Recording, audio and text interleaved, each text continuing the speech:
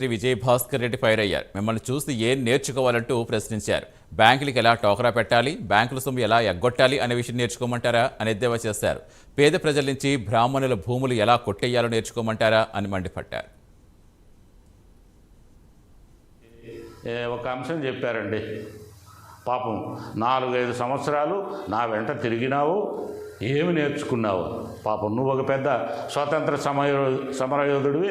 గాంధీ మహాత్ముడి దగ్గర పక్కన నిలబడి జాతీయోద్యమంలో పాల్గొన్నటువంటి నీ కుటుంబ చరిత్ర ఎంత బిల్డప్ ఇచ్చినావు? ఏమి నేర్చుకోవాలా నీ నుంచి? మేము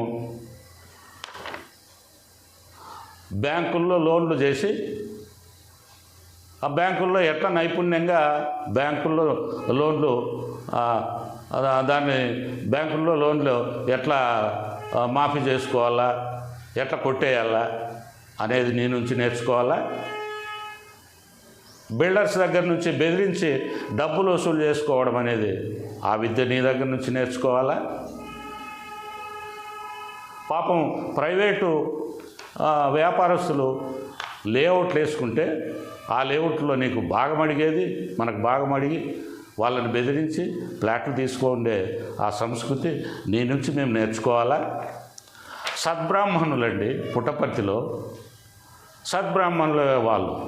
గోపాలరావు కుటుంబం అంటే ఎంతో పాపం చాలా కష్టపడి వాళ్ళ ఎన్నో దశాబ్దాల కాలం నుంచి కూడబెట్టుకున్న ఆస్తులన్నీ పరుల పాలైతే మిగిలిన ఆస్తులను కూడా బినామీలతో పెట్టి వాళ్ళని అయ్యో అనిపించి